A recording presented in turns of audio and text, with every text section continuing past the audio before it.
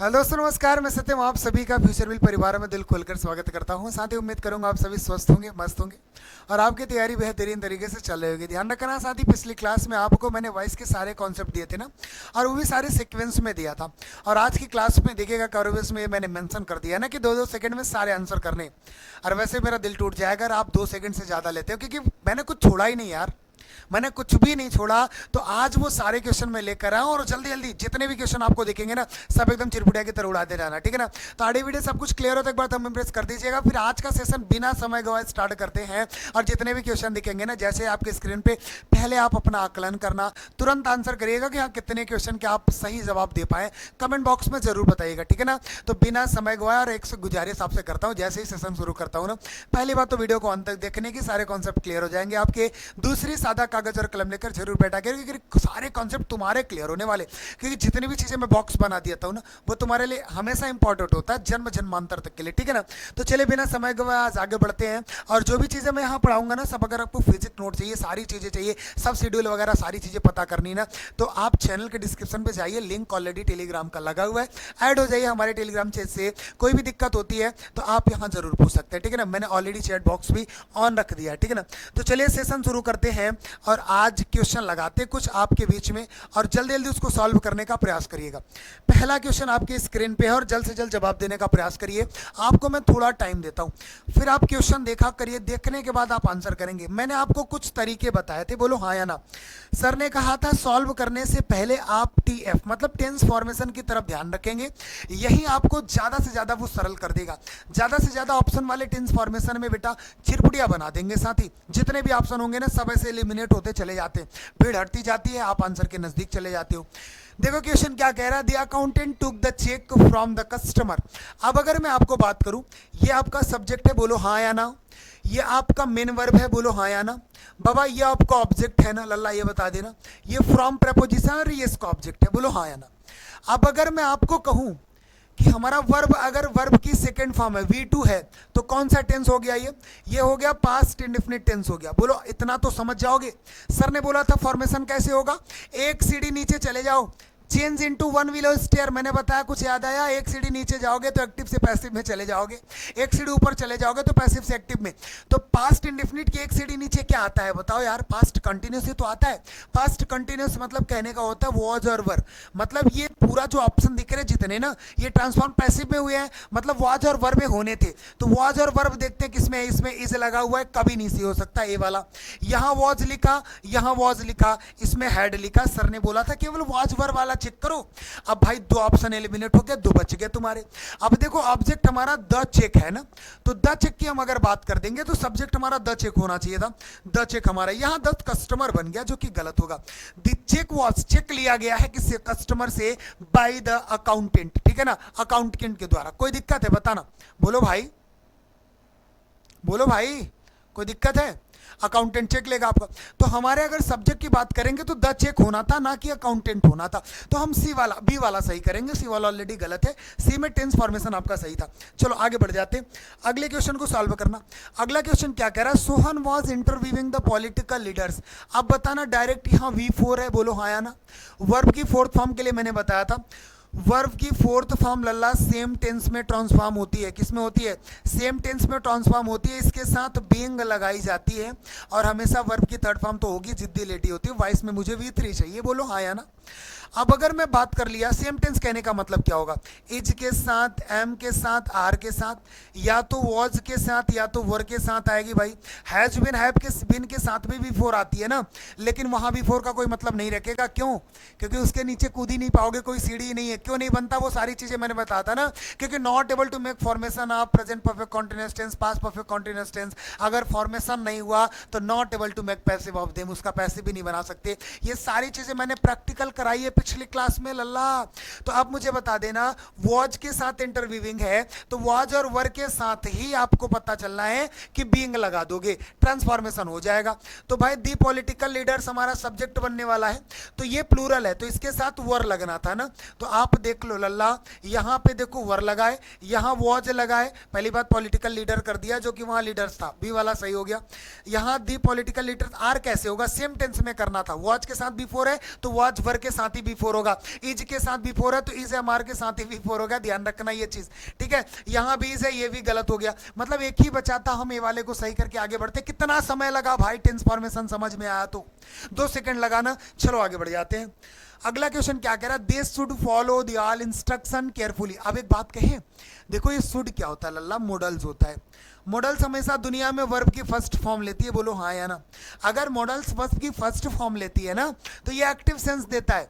अब अगर मैं आपको बात कर दिया मॉडल्स के साथ अगर वर्ब की थर्ड फॉर्म देनी है, क्या देनी है, वर्ब की थर्ड फॉर्म, तो आपको इतना मैं जरूर कहूंगा उस मॉडल्स के साथ आपको बी लगाना होगा।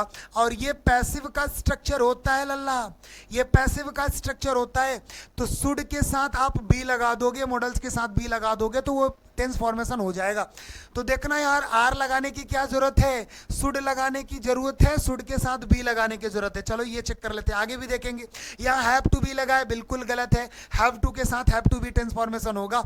अच्छा यहाँ कैन बी लिखा है, भाई बात शुड की कर रहे हो तो फर्जी का एक्स्ट्रा लगा दे रहे हो यार, बी वाला सही है। बी वाले में देखो मॉडल्स के साथ बी लगा है ऑलरेडी, उसके बाद वर्ब की थर्ड फॉर्म भी आनी थी, फॉलोड होगी, ठीक है ना। ये स्ट्रक्चर फॉलो करेगा पैसिव स्ट्रक्चर के लिए। बताना कोई प्रॉब्लम किसी को, बोलो नहीं है लल्ला। आगे बढ़ जाते हैं। अगला question, shut the door and leave. Oh my God, यहाँ पे सब्जेक्ट दिख ही नहीं रहा है। सर ने बोला था हिडन सब्जेक्ट होगा तो इंपरेटिव सेंटेंस होगा, बोलो हाँ या ना। सर ने बोला था कि अगर इंडिपेंडेंट ऑब्जेक्ट है डेट लगा के बता देना, सजेशन वगैरह होगा ना तो वहाँ शुड वाला ऑप्शन ज़्यादा सटीक समझ में आने वाला है, ज़्यादा अप्रोप्रिएट सही होगा। तो अगर हम इतने का पूछे शट द डोर का तो आप बता दोगे let the door be shut, बोलो हाँ या ना। भाई सटेड नहीं होता, ऐसे ही गलत हो गया। अब let the door be shut, ये बिल्कुल सही है। लेट भी तुरंत नहीं आता, लेट के बाद आप जो एक्टिव वॉइस का ऑब्जेक्ट होता है ना उसको तुम सब्जेक्ट बनाते हो, तो लेट के बाद सब्जेक्ट लगना था, उसके बाद भी आएगा, टेन फॉर्मेशन होगा। मतलब ये ए और सी को चेक करने हैं। लल्ला एक बात बताऊं, जितनी बार एंड सेंटेंस में देखोगे ना उतनी बार आपको टेंस फॉर्मेशन करना होगा, उतनी बार फॉर्मेशन करोगे वॉइस में, ये बात ध्यान रख लेना।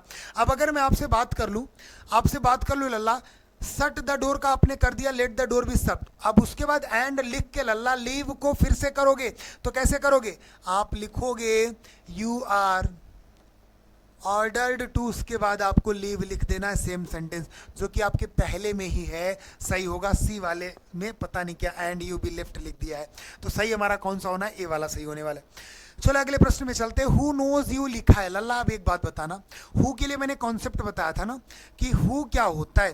पहली बात तो हु सब्जेक्ट को ढूंढने का काम करता है, सब्जेक्ट को ढूंढने का काम करता है ना, तो हु को सबसे पहले ट्रांसफॉर्म कर दोगे बाय हुम में। किस में कर दोगे, बाय हुम में। देखना बाय हुम इसमें भी है, ये हु में गलत होगा। टू हुम लिखा है, हु ऑलरेडी लिखा है, ये गलत हो गया। मतलब बाय हुम में एक ही था, वो सही कर देना। चलो अब करना क्या होता है, बाय हुम के तुरंत बाद टेंस फॉर्मेशन करना होता है, फिर आपको सब्जेक्ट लिखना होता है, फिर वर्ब की थर्ड फॉर्म लिख के क्वेश्चन मार्क लगा देना होता है। मैंने बोला था ना कि अगर इसको दूसरे तरीके से बताना है कि बाय हुम वाला नहीं है, अगर हु को केवल हु लिखा है ना लल्ला, अगर मैं लिख दिया हु को जस्ट हु लिख दिया, हु के जस्ट बाद हम टेंस फॉर्मेशन कर दिया, तो नोज हमारा B1 है। B1 मतलब प्रेजेंट इंडेफिनिट टेंस, एक सीढ़ी नीचे जाओगे प्रेजेंट कंटीन्यूअस मतलब इज एमआर, तो हमारा सब्जेक्ट यू बनने वाला है, तो इसके अकॉर्डिंग आर लगेगा ना। तो हु आर यू, उसके बाद वर्ब की थर्ड फॉर्म क्या होगा, नन होगा, फिर लास्ट में बाई लगा के क्वेश्चन मार्क कर देना। ये टाइप नंबर 2 होगा बेटा। अगर आपको बाई हुम वाला ना दिखे तो ये वाला दिखेगा, समझ गए ना। तो हु के दोनों कॉन्सेप्ट याद रखना। वैसे भी इंट्रोगेटिव वाले 2 तरीके के होंगे, एक ऑक्सिलरी वर्ब से शुरू होगा, एक WH वर्ड से शुरू होगा। WH सबसे पहले ही आ जाते हैं, ऑक्सिलरी वर्ब वहीं पे टेंस फॉर्मेशन हो जाते हैं। ये सारी चीजें मैंने बता रखी है, प्रैक्टिस करो मेरे साथ, जल्दी जल्दी करना। देखो क्या कह रहा है, the prime minister has discussed. अब देखो हैज के साथ वर्ब की थर्ड फॉर्म है, मतलब ये प्रेजेंट परफेक्ट टेंस है कि नहीं, बोलो हाँ या ना। अब ये जाएगा कहाँ, प्रेजेंट परफेक्ट कॉन्टिन्यूअस टेंस में। तो प्रेजेंट परफेक्ट कॉन्टिन्यूअस टेंस में हैज बीन आती है या हैव बीन आता है, बोलो हाँ या ना।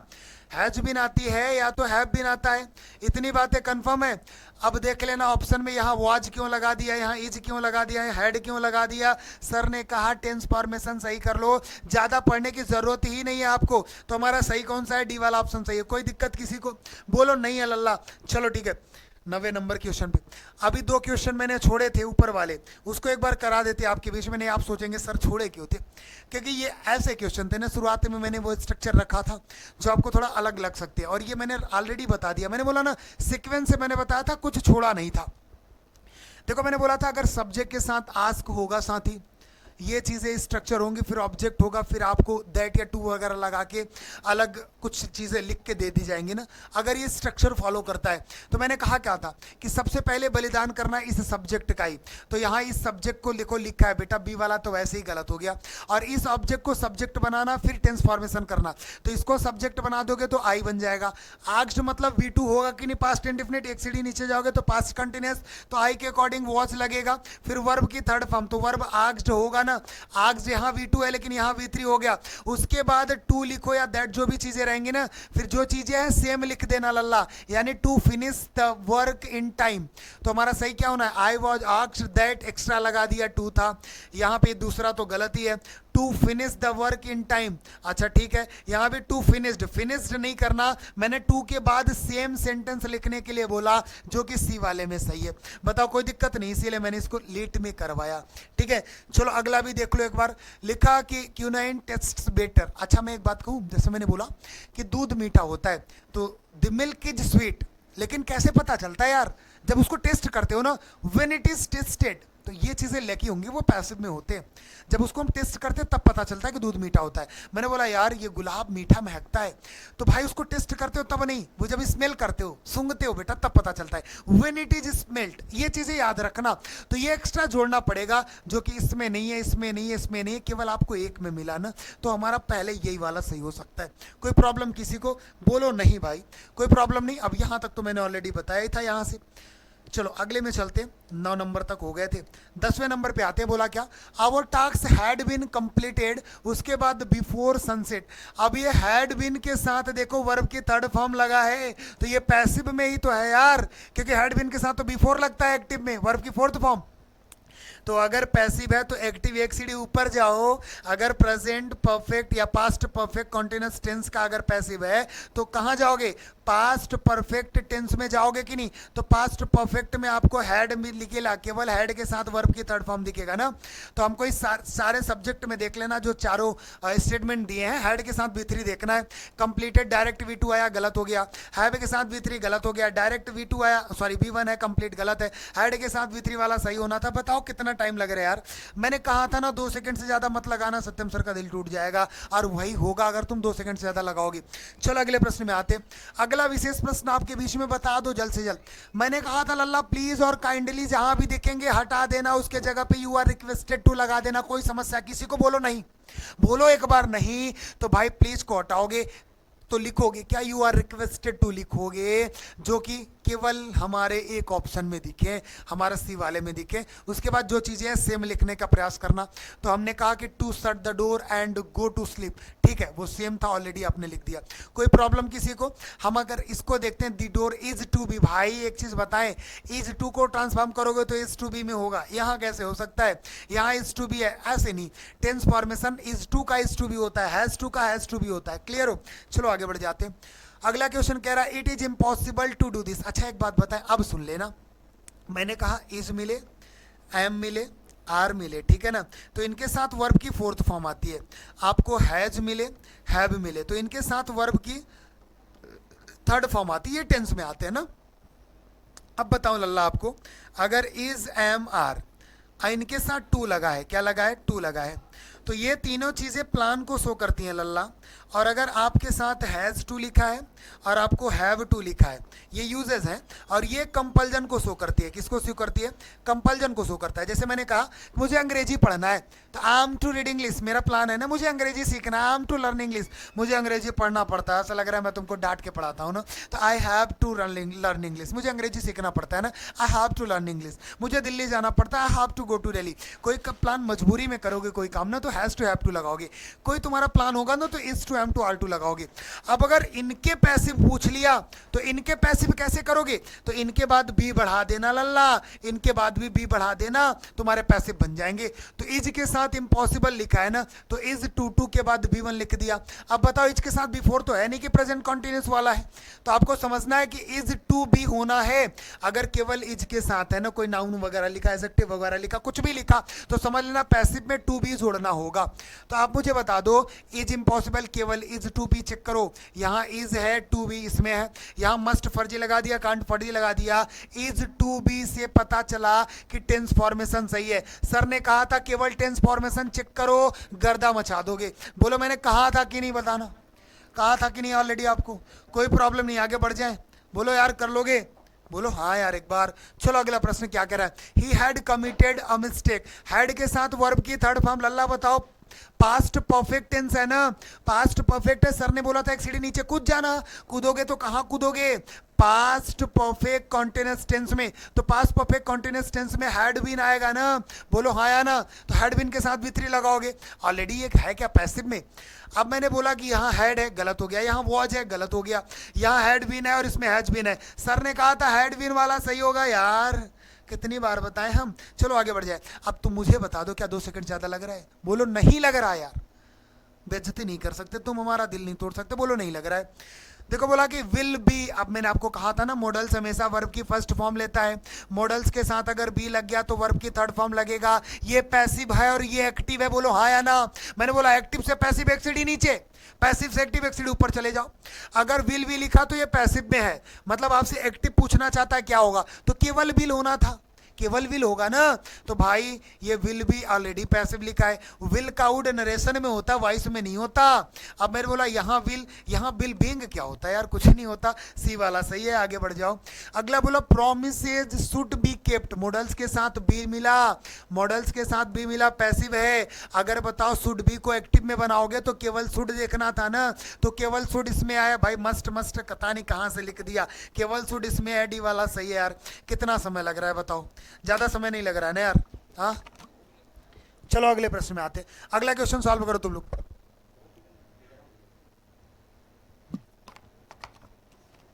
सर्कमस्टेंसेस क्या लिखा है, forced him to resign his post, अगर ये लिखा है ना, अगर इस प्रश्न को सॉल्व करेंगे तो आप मुझे बता दो फोर्स्ड क्या है, V2 है कि नहीं लल्ला, टेंस फॉर्मेशन में आ जाओ। मैंने बोला ना भारतवर्ष में एक ही जगह मिलता है तुमको, ये अमेजिंग कॉन्सेप्ट कहीं नहीं मिलने वाले। मैं कहता हूं ये कैसा तरीका ना यार, हर तरीके से तुम पढ़ लो, लेकिन मैं सिखाने का प्रयास करता हूँ, कुछ एक्स्ट्रा देता हूँ तुमको, जहां आपको दिक्कत नहीं होगी लल्ला। ये आपका भाई आपसे वादा करता है, हमेशा करता है, एक बार नहीं करता। तो V2 मतलब हो गया पास्ट इंडेफिनिट, मानते हो कि नहीं? सर ने बोला था एक्टिव से पैसिव में एक सीढ़ी नीचे कूद जाओ, मतलब पास्ट कंटिन्यूअस क्या होगा, पास्ट कंटिन्यूअस टेंस। तो पास्ट कंटिन्यूअस में क्या लगता है, वॉज और वर लगता है। तो एक बार चेक करना वॉज वर किसमें है, इसमें मेक हिम फर्जी लगा दिया यार, यहाँ वॉज लिखा, यहाँ इज, मतलब वॉज वर में करना था, वॉज एक ही मिला, बी वाला सही करके आगे बढ़ो यार, क्यों समय बर्बाद करना, बोलो नहीं करना। सत्यम सर के कॉन्सेप्ट है हमारे बैच में। देखा हु हैज स्टोलन, तो हु भाई बाई हुम में आएगा, इसमें भी सही, इसमें भी सही, इसमें भी सही, इसमें भी बाई हुम है। अच्छा मैंने कहा था बाई हुम में आपने ट्रांसफॉर्म तो कर लिया, बाई हुम के तुरंत बाद टेंस फॉर्मेशन होना चाहिए, फिर आप सब्जेक्ट लगाओगे। तो बाई हुम के बाद माई बिनोकुलर्स गलत हो गया, बाई हुम के बाद टेंस फॉर्मेशन यहाँ है, बाई हुम के बाद टेंस फॉर्मेशन यहाँ है, यहाँ भी सब्जेक्ट लग गया, ये भी गलत हो गया। तो आप मुझे बता दो हमारा माई बिनोकुलर्स क्या बनने वाला, सब्जेक्ट, और इसी के अकॉर्डिंग वर्ब लगती है। तो ये पेयर वाली चीजें है ना, पेयर वाली चीजें हमेशा प्लूरल होती है। तो माई बिनोकुलर्स प्लूरल है, जो कि हैज गलत होगा, हमारा है वाला सही है, बी वाला सही है। बताओ कोई दिक्कत किसी को, बोलो नहीं है। क्या हम आगे बढ़ जाए, बोलना यार आगे बढ़ जाए। चलो अगले प्रश्न में आते हैं। अगला क्वेश्चन आपके बीच में है और एकदम चिरपुटिया सा प्रश्न है, देखो क्या कह रहा है। Strong anti corruption law is liked by neither the central governments nor the state governments. अब आपको बताऊं, देखो ना, इज के साथ वर्ब की थर्ड फॉर्म पहले पहचानना सीखो। इज के साथ तो B4 आता है ना हमेशा, वर्ब की फोर्थ फॉर्म। अगर इज के साथ V3 है मतलब ये पैसिव है, तो पैसिव है तो एक सीढ़ी ऊपर जाओगे तब एक्टिव बनेगा। तो अगर प्रेजेंट कंटिन्यूअस टेंस में हमारा लिखा है तो एक सीढ़ी नीचे प्रेजेंट इंडेफिनिट टेंस आता है। तो प्रेजेंट इंडेफिनिट टेंस की अफर्मेटिव की बात करोगे तो वर्ब की फर्स्ट फॉर्म दिखनी चाहिए या वर्ब की फिफ्थ फॉर्म दिखनी चाहिए। अफर्मेटिव में तो ये आता है, तो या तो B1 या तो B5 दिखेगा, चारों स्टेटमेंट में जिसमें होंगे वो सही होंगे। अब एक बात और बता दूं, यहां नीदर लिखा है, यहां नॉर लिखा है ना। एक कॉन्सेप्ट याद रखो तुम लोग, मैंने कहा नीदर के साथ नॉर का पेयर होता है, ईदर के साथ और का पेयर होता है, नॉट ओनली के साथ बट ऑल्सो का पेयर होता है, यहाँ पे सब्जेक्ट नंबर फर्स्ट, तो यहाँ सब्जेक्ट नंबर सेकंड, यहाँ सब्जेक्ट नंबर फर्स्ट, यहाँ सेकंड, यहाँ फर्स्ट, यहाँ सेकंड। अब बोलो वर्ब किसके अकॉर्डिंग लगती है? अकॉर्डिंग टू S2, मतलब सेकंड नंबर सब्जेक्ट के अकॉर्डिंग वर्ब लगेगी। एक बार स्क्रीनशॉट कर लेना। पीछे आ जाओ, मैंने कहा नीदर के बाद दी सेंट्रल गवर्नमेंट S1 हो गया, नॉर के बाद दी स्टेट गवर्नमेंट हमारा S2 हो गया, सब्जेक्ट नंबर सेकंड। तो सब्जेक्ट नंबर सेकंड के अकॉर्डिंग वर्ब लगेगी। तो लाइक्स हमारी B5 होती है, B5 सिंगुलर होती है। क्या होती है? सिंगुलर, मतलब ये प्लूरल है। देखो द स्टेट गवर्नमेंट S2 मतलब प्लूरल है, तो प्लूरल के साथ B5 नहीं लगेगी। पहला पहले ही गलत हो गया। यहाँ देखो लाइक लिखा हुआ है। अच्छा देखते हैं, देखो नीदर के बाद दी सेंट्रल गवर्नमेंट ये S1 है, नॉर के बाद ये हमारा S2 है, और ये दी स्टेट गवर्नमेंट प्लूरल है, आगे B1 लिखा है, जबकि B1 प्लूरल होता है। चलो ये सही हो सकता है। आगे भी देख लेते हैं, नॉर के बाद द स्टेट गवर्नमेंट, यहाँ लाइक्ड लगाने का कोई मतलब ही नहीं था, क्योंकि पास्ट में करने नहीं थी, हमको प्रेजेंट में करने थे। और यहाँ आर लगाया, कोई मतलब ही नहीं पैदा होता। हमारा बी वाला सही है। बताओ कोई प्रॉब्लम किसी को? देखो इतना लंबा लंबा दिख रहा था ना, बोलो कठिन दिख रहा था। मैंने बोला टेंस फॉर्मेशन रट लो लल्ला, ये कॉन्सेप्ट तुम्हारे दिमाग में है तो दिक्कत ही नहीं हो सकती। मैंने सारी चीजें सारे वर्ब के साथ खेलना सिखाया लल्ला, इसीलिए कहता हूँ कोई क्लास छोड़ा मत करा करो। जाके टाइम मेंटेनेंस की 0 लेवल वाली क्लास लेकर एक बार देख लेना, मजा आ जाएगा। एकदम अलग तरीके से फार्मूला बेस्ड मैंने पढ़ाया है, तो जाके जरूर देखा करिए उन सारी क्लासों को, ठीक है। चलो अगले प्रश्न में चलते हैं। अगला विशेष प्रश्न आपके बीच में, पोस्ट द लेटर। मैंने बोला ना यहाँ यू हिडन है, सब्जेक्ट तो इंपेरेटिव है, तो आप क्या करोगे? ये इंडिपेंडेंट हमारा ऑब्जेक्ट है ना, तो एक चीज समझना, जैसे सजेशन वगैरह वालों में शुड लगाना एकदम कंपलसरी हो जाता है। लेट वाले हैं शुड वाला है, तो शुड वाला ज्यादा सही होगा, क्योंकि इंस्ट्रक्शन लिखा होता है choose appropriate answer of this question, ये बात ध्यान रखना। तो यहाँ हम लेट से बना सकते हैं, let the letter be posted. कहाँ है? Let the letter be posted हमारे इस वाले में। चलो आगे बढ़ जाते हैं। अगला क्वेश्चन, हु पेंटेड इट। तो हु किस में चेंज होगा? बाई हुम में चेंज होगा। तो भाई इट डायरेक्ट नहीं होगा, वॉज डायरेक्ट नहीं है, हैड नहीं होगा, बाई हुम डायरेक्ट है, इसमें सही होगा। मान लो बाई हुम भी नहीं होता तो हु को डायरेक्ट हु लिख देते, उसके बाद वॉज लगाते, फिर इट लगाते, फिर पेंटेड लिख देते, पेंटेड के बाद बाई लगा के क्वेश्चन मार्क। ये भी तरीका सही हो जाता है, बी नंबर याद रखना, ये भी तरीका सही हो सकता है, ठीक है ना। चलो आगे बढ़ते हैं। अगला क्वेश्चन क्या बोला? Newton wrote this letter yesterday. अब रूट लिखा है मतलब वर्ब की सेकंड फॉर्म, बोलो हाँ या ना। वर्ब की सेकंड फॉर्म है मतलब पास्ट इंडेफिनिट है, बार बार बता रहा हूँ, एक सीढ़ी नीचे जाओ। पास्ट कंटिन्यूअस मतलब वॉज पर दिखना था, तो देखो वॉज इसमें दिखा, इज इसमें दिखा, गलत हो गया। वॉज इसमें, वॉज इसमें। यस्टरडे ऑब्जेक्ट थोड़ी नेक्स्ट सब्जेक्ट बनाओगे, ये गलत हो गया। हमारा सब्जेक्ट क्या? दिस लेटर है ना लल्ला, तो दिस लेटर इसमें भी है, दिस लेटर इसमें भी है। देखो रिटेन यहाँ V3 है, यहाँ V2 है, हमेशा पैसिव में वर्ब की थर्ड फॉर्म आती है, सी वाला सही है। आगे देखो, वी आर टाट इंग्लिश हियर। अब मैं इस प्रश्न में बात करूं तो आर के साथ टाट है, तो आर के साथ टाट मतलब ये पैसिव है, तो एक्टिव में ले जाओ।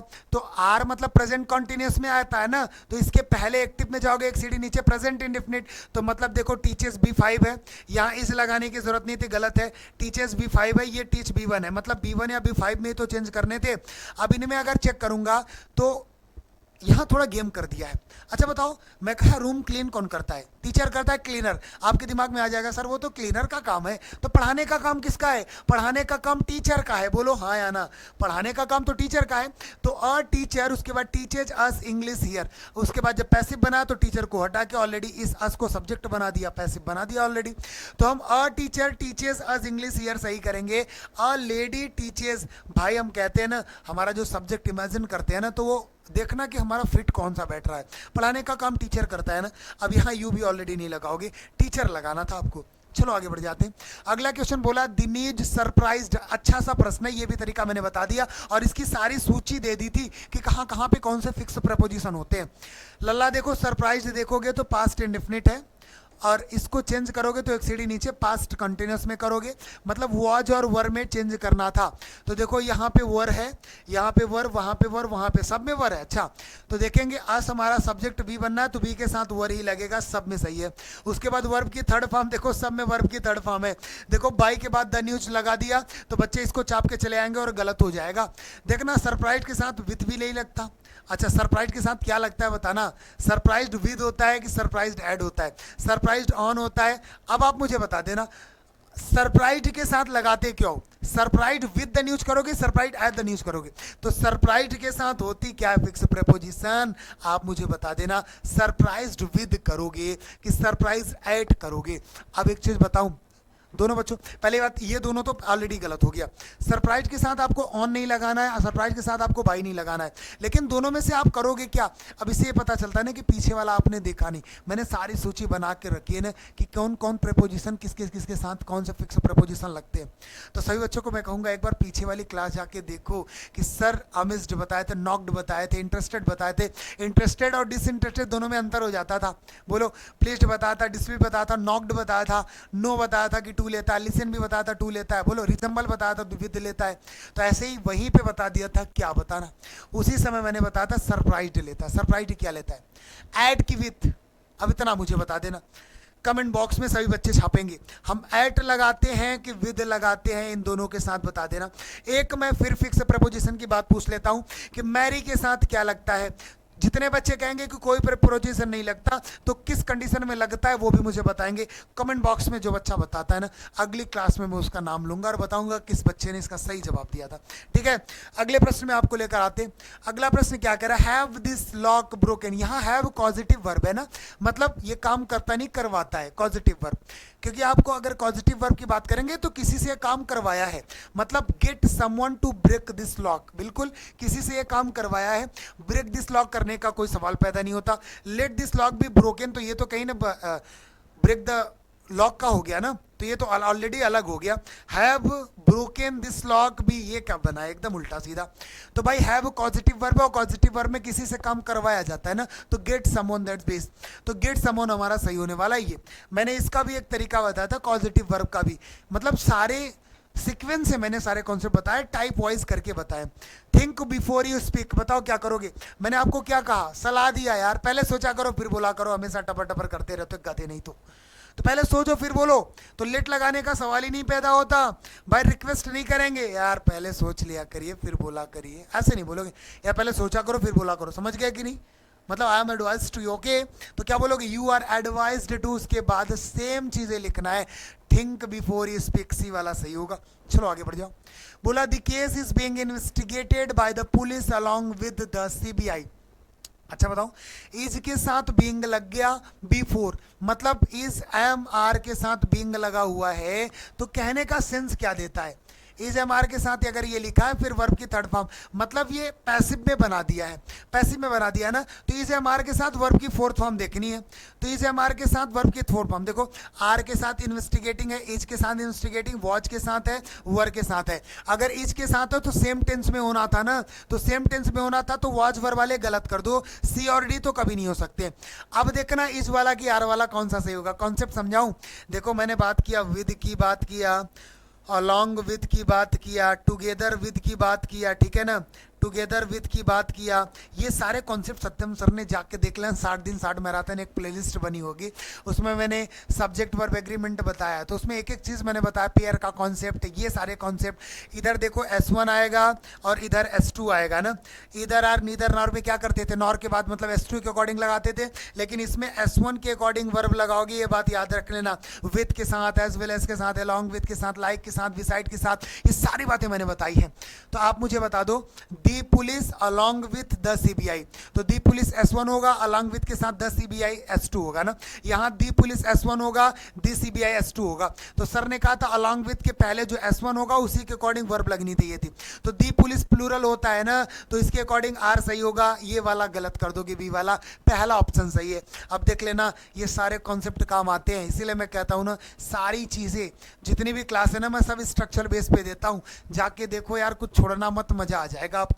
ठीक, चलो आगे बढ़ जाते हैं अगले क्वेश्चन पे। अगला क्वेश्चन आपके बीच में, you must hit the nail on the head. Must है, मॉडल्स है, तो मॉडल्स के साथ बी लगा दो, फिर वर्ब की थर्ड फॉर्म कर दो, पैसिव बन गया, और सेम मॉडल जो है वही मॉडल्स करना है। मस्ट है तो शुड नहीं कर देना है, ठीक है ना। तो मस्ट बी देखो कहाँ पे है, मस्ट बी है नहीं तो पैसिव बनेगा कैसे, मस्ट बी यहाँ पे है, यहाँ हैज टू बी क्यों करने की जरूरत थी, यहाँ तो मस्ट बी यहाँ पे। अच्छा, hit the nail on the head, must be hit, ये क्या है भाई, पहले ऑब्जेक्ट क्या है ये तो देखो।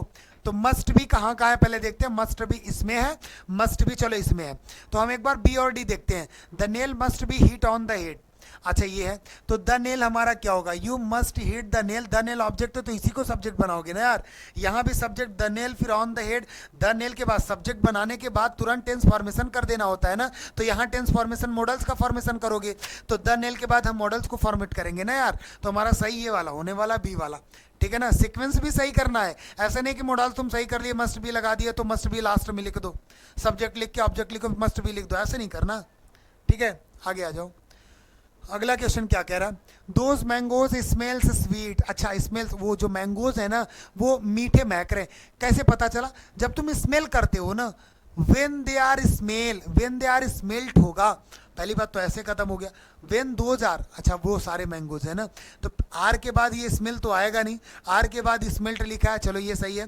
वेन दोज आर यहाँ पे स्मेल्ट लिखा है, यहाँ पे दोज मैंगोज, ये तो बिल्कुल सही है। तो भाई किन की बात हो रही है, जब उनको हम क्या करते हैं, जब उनको हम सूंघते हैं, तो ये दो ऑप्शन देख लो एक बार, दोनों ऑप्शन को देखते हैं, दी मैंगोज स्मेल स्वीट्स, स्मेल क्या होता है, B1 होता है ना, तो B1 अगर है तो प्रेजेंट इंडिफिनिट है ना, प्रेजेंट इंडिफिनिट तो एक सीढ़ी नीचे प्रेजेंट कॉन्टिन्यूस टेंस आएगा, तो प्रेजेंट कॉन्टिन्यूस में इज हमारा आता है ना, तो वो आज वाला गलत कर दो, इज हमारा वाला ही हमारा सही होगा, मतलब बी वाले सही होने हैं, कौन से, बी वाला सही होना है, those mangoes are sweet when they are smelled, ठीक है ना, जब उनको हम सूंघते हैं स्मेल करते हैं तब पता चलता है कि वो स्वीट है। कोई दिक्कत किसी को, टेंस फॉर्मेशन का हर जगह यूज है लल्ला, तो उसको ध्यान रखा करो, तुम अगर टेंस फॉर्मेशन रट लेते हो ना, वो कॉन्सेप्ट समझ लेते हो ना मेरे, तो 2 सेकंड से ज़्यादा नहीं लगते लल्ला, ये कसम से बता रहा हूं मैं तुमको, 2 सेकंड से ज़्यादा नहीं लगेगा, समझ गया कि नहीं बोलो। चलो आगे बढ़ जाए, अगले क्वेश्चन पे आ जाते हैं, अगला क्वेश्चन बताना क्या कह रहा है, shut the door and go away, बताओ जल्द से जल्द क्या होगा इस प्रश्न का आंसर।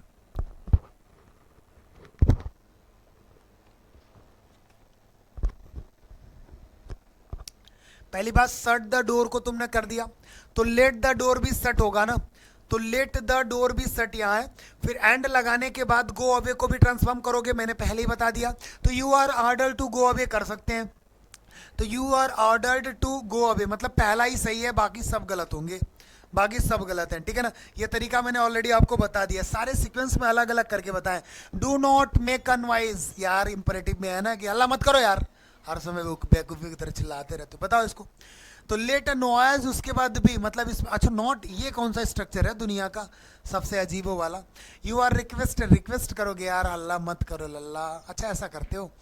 यहाँ बोला you are ordered to not make unwise, अच्छा ठीक है, you are forbidded to make unwise, ठीक है, आपने मना किया है किस चीज़ के लिए, आवाज करने के लिए, you are order to not make a noise, चलो ये स्ट्रक्चर की बात करेंगे गलत है, ये स्ट्रक्चर की बात सही करेंगे। अब इन चारों में देखो एक बार, रिक्वेस्ट तुमको करोगे नहीं भाई, आपने आवाज करने के लिए मना किया तो फॉरवर्ड किया ना, आपने ऑर्डर भी दिया लेकिन नॉट टू मिस्टेक, अगर इसी करते ना यू आर ऑर्डर, उसके बाद नॉट के बाद फिर टू आता है, not to make a noise, ये करना होता है, ये स्ट्रक्चर गलत है, सी वाला हमारा स्ट्रक्चर ये वाला सही है, you are forbidden to make a noise, clear हो, कोई प्रॉब्लम बोलो नहीं, आगे बढ़ जाए। अगले क्वेश्चन पे बोला decisions must be taken, must के साथ भी, मॉडल्स के साथ भी लगा हुआ है, मतलब ये पैसिव में है, तो हमारा इसका जो एक्टिव बनेगा केवल हमारा मस्ट आना चाहिए था, यहाँ पे मस्ट है, यहाँ इट इज गुड, अच्छा इज वगैरह कैसे आ गया, यहाँ शुड कैसे आ गया, केवल मस्ट आना चाहिए था, तो बी वाला सही है। चलो अगले प्रश्न में आते हैं, are they not cheating us, are के साथ देखो B4 आया, सेम टेंस मतलब इज है, आर के साथ ही चेंज करना, B4 वाले का तरीका मैंने ऑलरेडी बता दिया है, तो आप मुझे बता दो कि इज एम आर में ही करना है, तो आर यहाँ भी, आर यहाँ भी, आर यहाँ भी, आर यहाँ भी है, अच्छा ठीक है। सब्जेक्ट हमारा क्या बनना था, वी बनना था, आर के तुरंत बाद नॉट कैसे आ गया, सब्जेक्ट के बाद आएगा ना, तो आर के बाद वी इसमें, आर के साथ वी इसमें है ना, तो आर बी के बाद उसके बाद चलो हमारे एक ही ऑप्शन यहाँ पे एलिमिनेट होते हैं, बी वाला, पहले आप चेक करेंगे आर वी, उसके बाद नॉट बीइंग, ध्यान रखना बीइंग के पहले नॉट होगा, स्ट्रक्चर भी याद रखना, तो बीइंग के इसमें नेगेटिव, ये वाला तो गलत ही है, बीइंग के बाद नॉट चीटेड है, बीइंग के पहले होना था, बीइंग के बाद नहीं, बीइंग के पहले होना था, यहाँ इसमें नेगेटिव है ही नहीं, जबकि सेंटेंस नेगेटिव में है, तो डी नंबर ऑलरेडी गलत हो गया। सब्जेक्ट के तुरंत बाद बीइंग आ गया, फिर नॉट बाद में, जबकि आप होता है सब्जेक्ट के बाद नॉट आता है तब बीइंग करोगे, तो हमारा कौन सा सही है, ए नंबर सही है, are we not being seated at, okay. तो हमारा सही कौन सा है, ए नंबर। अब इसमें लगा भी सकते थे बाई देम, अगर वो दिया है तो ठीक है, नहीं दिया है तो कोई दिक्कत नहीं, क्योंकि इसमें आप बना सकते हो, इसमें आप ऑब्जेक्ट लगा सकते हो प्रपोजिशन के बाद, कोई दिक्कत नहीं। आगे आ जाना, द रूम वॉज क्लीन्ड। अब बता दो जो रूम साफ किया गया ना, तो कौन साफ किया होगा, इसमें सब्जेक्ट इमेजिनरी लगा दिया, कौन, क्लीनर ही तो साफ करता है। देखो the room should be cleaned, ये तो साफ हो जाना चाहिए, तो ऑलरेडी उसमें लिख दिया ना यार। अब इसमें बोला the cleaner cleaned the room. अब देखो क्लीन्ड कहने का मतलब ये पास्ट इंडेफिनिट है। अब पास्ट इंडेफिनिट में अगर ये है लल्ला, तो अगर इसका हम पैसिव बनाएंगे तभी तो हम वॉज लगाए होंगे, इसका पैसिव बनाएंगे तभी तो वॉज लगाएंगे। तो इतना पता है कि V2 होना चाहिए, तो यहाँ शुड लगा दिया, ऐसे ही गलत हो गया। आई क्लीन्ड द रूम, आप करोगे कि क्लीनर काम करता है, समवन, अच्छा समवन। देखो यहाँ किया क्या है, ये भी देखो V2 लिखा, ये भी V2 लिखा, कि बच्चे थोड़े बहुत मेरे गुमराह में आ जाए, लेकिन तुम मेरे स्टूडेंट हो ना यार, सत्यम सर के स्टूडेंट, कैसे घबरा सकते हैं भाई। क्लीनर साफ करता है, टीचर पढ़ाता है, इतना तो जानता ही हूं ना मैं, तो द क्लीनर करूंगा, the cleaner clean the room, हमारा एक्टिव ये सही होगा। बोलो कोई प्रॉब्लम। अब देखो लल्ला, मैं इतना कहता हूं, वॉज के साथ V3 आपने देख लिया, वॉज के साथ V3 है, मतलब ये पैसिव ही है। एक्टिव में वॉज के साथ बिफोर आता है, अगर ये पैसिव है तो एक सीढ़ी ऊपर जाओ, तो वॉज कहाँ आता है बताओ, पास्ट कंटिन्यूस में आता है, एक सीढ़ी ऊपर पास्ट इंडेफिनिट तो आएगा। पास्ट इंडेफिनिट का अगर अफर्मेटिव है तो वर्ब की सेकंड फॉर्म ही तो ढूंढनी है। तो बताओ शुड वाला ऑलरेडी ऐसे गलत हो गया, वर्ब की सेकंड फॉर्म इसमें है, वर्ब की सेकंड फॉर्म इसमें है, वर्ब की सेकंड फॉर्म इसमें है। अब इतने से अगर काम नहीं बनाना तो वो सब्जेक्ट से गुमराह किया, लेकिन तुम्हें कहाँ दिक्कत है, बोलो नहीं है, ए वाला सही। आगे बढ़ जाऊं, चलो अगले प्रश्न में आते हैं। अगला बेहतरीन प्रश्न है, आई शुड हैव मेट, आगे बोला ईट यस्टरडे, तो शुड हैव है, should have met him yesterday. देखो यहाँ शुड हैव के बाद मेट लिखा, मतलब ये टेंस फॉर्मेशन किया नहीं। अच्छा मोडल्स फॉर्मेशन भी नहीं किया, यहाँ शुड भी कर दिया। अच्छा यहाँ शुड हैव बीन कर दिया, यहाँ शुड हैव बीन कर दिया। आपको ऑलरेडी पता है ना, शुड हैव तो शुड हैव बीन कर देना है आपको, विल हैव है तो विल हैव बीन कर देना है। तो अगर हम बात करेंगे, अगर हम बात करेंगे बेटा, ऑलरेडी आपका ये वाला तो गलत हो गया, ऑलरेडी आपका ये वाला तो गलत हो गया, तो शुड हैव बीन इसमें है, शुड हैव बीन इसमें है। तो भाई इसके बाद वर्ब की थर्ड फॉर्म आती है, वर्ब की थर्ड फॉर्म आती है, आपको ऑलरेडी पता है वर्ब की थर्ड फॉर्म आएगी कि वर्ब की आप मीटिंग कर दिए, should have been meeting by me yesterday. आपको ये नहीं करना था ना, आपको करने क्या है, आपको करना क्या, वर्ब की थर्ड फॉर्म करना है। तो इसको मैंने गलत क्यों किया यार, इसको काटा नहीं, V3 आपको करनी थी, B4 आपको ऑलरेडी नहीं करना था, ठीक है ना। I should have met him yesterday, तो आप अगर बनाओगे तो he should have been met by me, फिर यस्टरडे, ठीक है, क्लियर करोगे। तो आपको शुड हैव मॉडल चेक करना है कि शुड हैव के बाद आपको बीन लगा के वर्ब की थर्ड फॉर्म लिखनी थी, वर्ब की फोर्थ फॉर्म ऑलरेडी आपका एक्टिव वॉइस में चला जाएगा, आपको पैसिव सीन देना है, ठीक है ना। चलो आगे बढ़ते हैं। अगला क्वेश्चन क्या कह रहा है, बी एक्सपेक्ट गुड न्यूज। अब एक्सपेक्ट क्या है बेटा, ये V1 में लिखा है कि नहीं, V1 कहने का मतलब प्रेजेंट इंडेफिनिट टेंस है ना लल्ला, तो एक सीढ़ी नीचे जाएगा तो प्रेजेंट कॉन्टिन्यूस टेंस होगा, तो प्रेजेंट कॉन्टिन्यूस टेंस में आता है इज एम आर, मतलब टेंस फॉर्मेशन करोगे इज एम आर में, तो यहाँ इज लिखा है, यहाँ न्यूज भी पता नहीं क्या यार लेट से लगा दिया, ये भी लेट से लगा दिया, ये एक्सेप्टिंग गुड न्यूज पता नहीं वो पता नहीं क्या लगा, तो इज एक ही में मिला बेटा, इज एम आर में ही तो करने थे यार। तो हमारा फर्स्ट वाला सही है, कौन सा सही है, फर्स्ट वाला। कोई दिक्कत किसी को, बोलो नहीं है। चलो आगे बढ़ जाते हैं। बोला they say that there are living being, अच्छा लिविंग बीइंग ऑन मार्स, मतलब उन्होंने कहा कि मार्स में लिविंग बीइंग, अच्छा दे से दैट, अब आपको बताने होंगे, तो मैंने बोला सब्जेक्ट के बाद से होगा, फिर दैट लगा के दूसरा क्लॉज वगैरह बना है, तो सबसे पहले आप इसकी बलि चढ़ा देते हो, बोलो हाँ या ना, फिर इतने को केवल ट्रांसफॉर्म करना होता है, फिर दैट के बाद जितनी भी चीजें होती है उसको सेम लिखना होता है, ये मैंने सीक्वेंस में ऑलरेडी आपको बता दिया है। तो आप कहोगे कैसे, दे को पहली बात तो हटा दो, बलि चढ़ा दो, ऑन मार्स से स्टार्ट करोगे, गलत हो गया।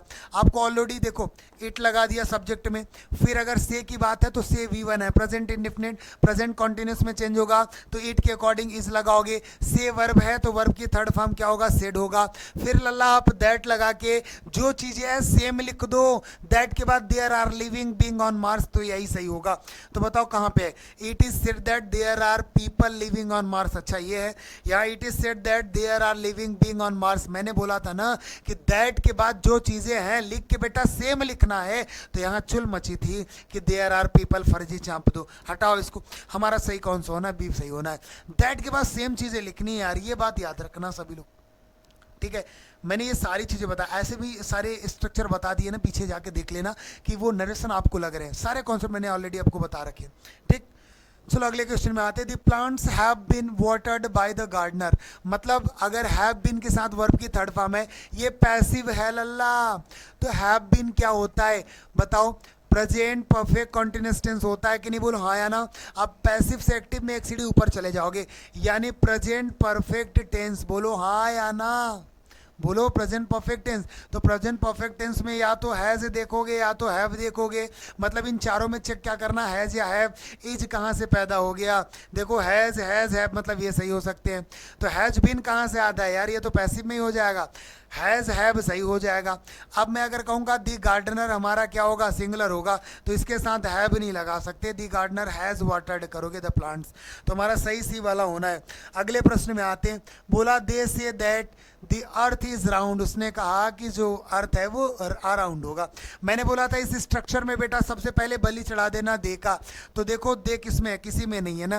दैट वगैरह एक्स्ट्रा कैसे लगा दिया भाई, इट लगा सकते हो, आपने इट को लगा दिया इंट्रोडक्टरी सब्जेक्ट से। B1 है, B1 प्रेजेंट इंडेफिनिट चेंज कहाँ होगा, प्रेजेंट कंटिन्यूअस में होगा ना, तो इट के साथ इज लगाओगे। वर्ब से है तो आपने सेड कर दिया। अब सारी चीजें हो चुकी हैं, टेंस फॉर्मेशन भी, वर्ब की थर्ड फॉर्म भी, आंख बंद करना, दैट लिखना, दैट के बाद सेम लिखना है जो भी चीजें है। तो इट इज सेड दैट, उसके बाद द अर्थ इज राउंड, तो देखो इट हैज कैसे आ गया, it is said, it was भी नहीं होगा, इट इज सेड दैट, उसके बाद मैंने बोला दैट के बाद सेम लिख देना है। बोलो किसी को कोई प्रॉब्लम, ये सारे स्ट्रक्चर बस ध्यान रखोगे ना तो तुम्हारा बेटर हो पाएगा यार, श्योर मैं बता दे रहा हूँ, सारे स्ट्रक्चर याद रखो, सब बढ़िया हो जाएगा। चलो अगले प्रश्न को सॉल्व करो।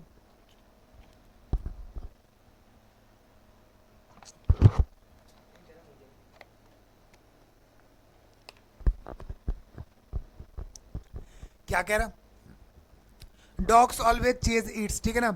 चेज मतलब हमारा V1 है, मतलब प्रेजेंट इंडेफिनिट टेंस, रट गया होगा यार। अब तो एक सीढ़ी नीचे कूद जाओ, प्रेजेंट कंटिन्यूअस टेंस मतलब सर होना क्या था, इज होना था, एम होना था, आर होना था, मतलब ट्रांसफॉर्मेशन हमारा इज एम आर में होगा, चेक कर लो। यहाँ आर है, यहाँ है, कभी नहीं हो सकता, यहाँ आर, यहाँ आर, चलो मतलब हमारे ये तीन में से एक सही होंगे। कैट्स हमारा सब्जेक्ट बना तो कैट्स के साथ आर ही लगेगा। देखो हमेशा वर्ब की थर्ड फॉर्म लगती है पैसिव में, वर्ब की थर्ड फॉर्म इसमें है, वर्ब की थर्ड फॉर्म इसमें है, वर्ब की थर्ड फॉर्म इसमें है, चलो ठीक है। अब बताओ आर के साथ बीइंग लगाने की क्या जरूरत है लल्ला, बीइंग तो नहीं लगेगा, बीइंग किसमें लगता है, जब बिफोर होता है इज एम आर वॉच पर सेम टेंस में बीइंग लगा के लगाते हैं, इसमें तो करना नहीं था।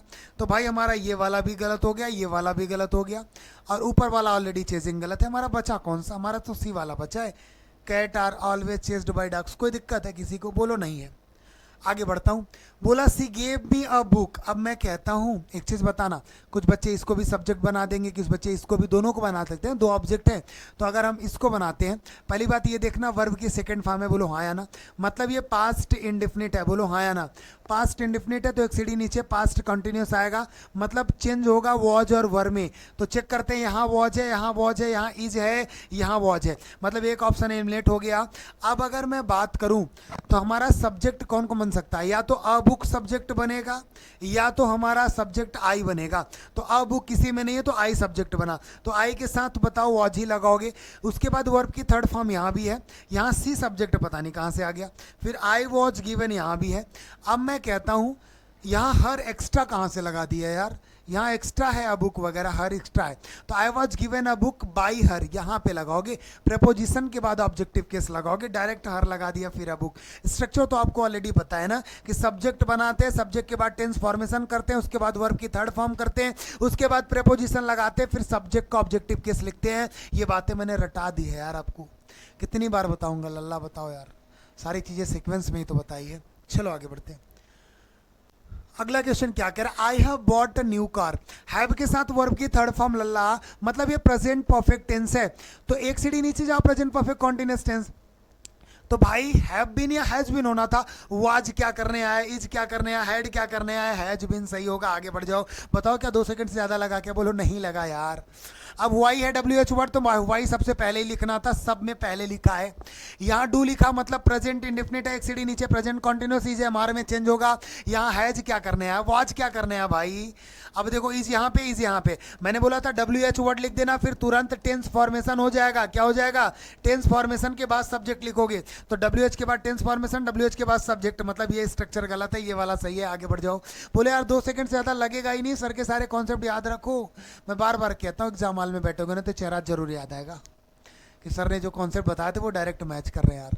मैं कहता हूँ ना कि कोई भी प्रैक्टिस सेल्फ सॉल्व करो, तुम ब्रह्मांड के कोई सेल्फ सॉल्व कर लो। अगर मैंने वो टॉपिक पढ़ा दिया ना तो तुम अगर मेरे कॉन्सेप्ट लगाते हो ना, जितना मैं कहता हूँ उतना ही होगा।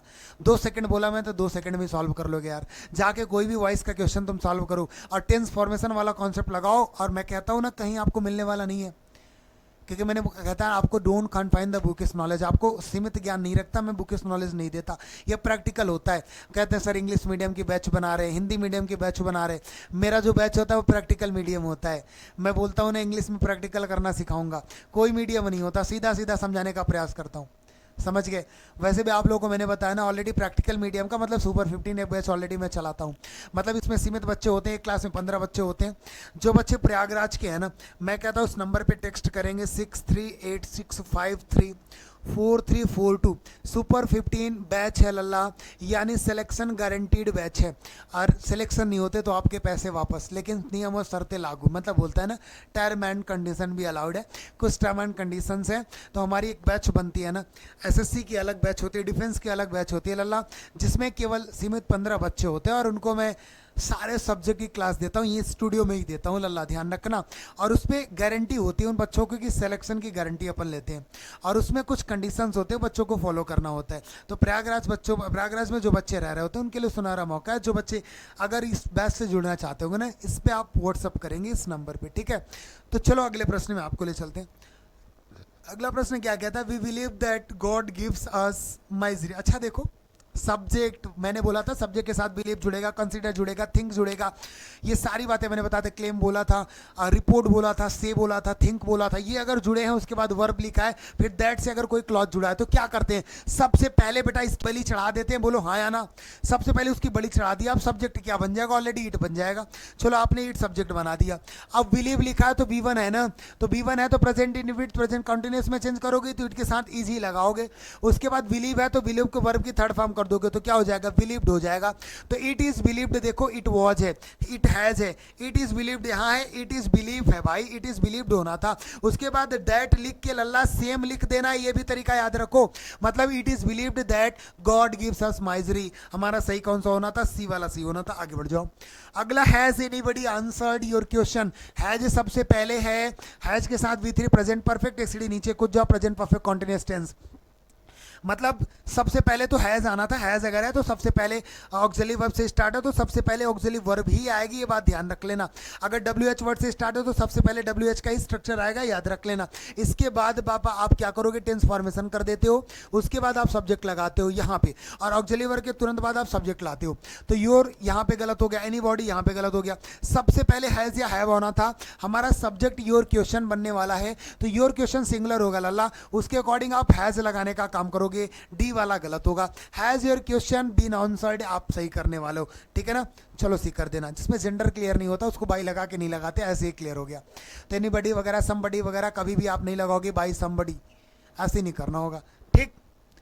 अगला बताओ, one must keep once promise. अच्छा एक बात बताएं, ये मस्ट लिखा है मतलब मॉडल्स है, मस्ट के साथ वर्ब की फर्स्ट फॉर्म लगा हुआ है, मतलब ये एक्टिव वॉइस में है। बोलो हाँ या ना? अब अगर हम कह दिए मस्ट के साथ बी लगा दो, उसके बाद वर्ब की थर्ड फॉर्म कर दो, लल्ला बन गया पैसिव। तो देखो यहाँ आर लगाया, या मूर्ख बना रहा है यार। मस्ट किप्ट कैसे कर दिया यार? मस्ट बी किप्ट होगा, मस्ट के साथ B1 होता है। स्ट्रक्चर देख के ही सही करो यार। देखो वर्क, अरे यार वर्क कैसे लगा दिया? पैसे बनान तो मस्ट भी करो ना, तो मस्ट भी देखो वर्ब की थर्ड फॉर्म बिल्कुल मिल गया हमें स्ट्रक्चर। तो आगे बढ़ जाओ, मैंने कहा ना स्ट्रक्चर बेस पे सारी चीजें बताऊंगा तुमको। बोलो हाँ या ना? समझ में आया कि नहीं यार? मैं थक गया, तुमको तो समझ में आना ही था। बोलो आएगा। अगले क्वेश्चन पे आते, ही टीचेज अस ग्रामर। अब बता दे, या तो तुम ग्रामर सब्जेक्ट बना दो या तो अस को बना दो। देखो ग्रामर को भी बनाया है यस और अस को भी बनाया। तो एक काम करते हैं, ये सब्जेक्ट देखते ही नहीं, हम टेंस फॉर्मेशन देखते हैं। बोलो टीचर्स है B5, B1 या B5 प्रेजेंट इंडेफिनिट होता है। एक सीढ़ी नीचे कुछ जाओ भाई, कहता हूँ गधों को समझ में आ जाएगा यार, तुम तो इंसान हो। ये देखो है क्या, टीचर्स है प्रेजेंट इंडेफिनिट, एक सीढ़ी नीचे कुछ जाया करो। अगर आपको वैसे बनाने वॉइस बनाना है तो प्रेजेंट कॉन्टिन्यूस एक सीढ़ी नीचे आएगा ना, तो प्रेजेंट कॉन्टिन्यूस टेंस में क्या आता है, इज एम आर आता है। मतलब इसमें देख लो, इज एम आर जहां होगा वही वाला सही होगा। वॉज है तो गलत है, आर इसमें सही है, बिल भी गलत है, वर इसमें गलत है। मैंने कहा ना, तो अगर ये प्रॉब्लम है तो ये सब मत देखा करो। एक ही आपने देख लिया सही हो गया, आपने टेंस फॉर्मेशन से सही कर लिया। आगे बढ़ जाऊं, चलो। ओ माय गॉड, ये कहीं ना कहीं सेशन ही खत्म हो गया और मैं पूरी तरीके से थक भी गया था, क्योंकि कंटिन्यू आपको मैंने बिना रुके ही बताया। और थोड़ा अगर जल्दी मैंने क्लास ली ना, जल्दी जल्दी बोला, तो उसके लिए माफ़ी चाहता हूँ, क्योंकि सारे कंसेप्ट मैंने सीक्वेंस में पिछली क्लास में दे दिया था। यहाँ ओवरऑल आपको प्रैक्टिस करनी थी और आप सभी बच्चे मुझे बताएंगे कि कितने क्वेश्चन आप सही कर पाए इस सेशन से, ठीक है ना। तो चलिए मिलते हैं अगली क्लास में, तब तक के लिए स्वस्थ रहे, मस्त रहे, मुस्कुराते रहे, खिलखिलाते रहिए। आपका दिन सुबह और तैयारी दिल लगा के करती रहे, ठीक है ना। जय Hind and thank you very much guys.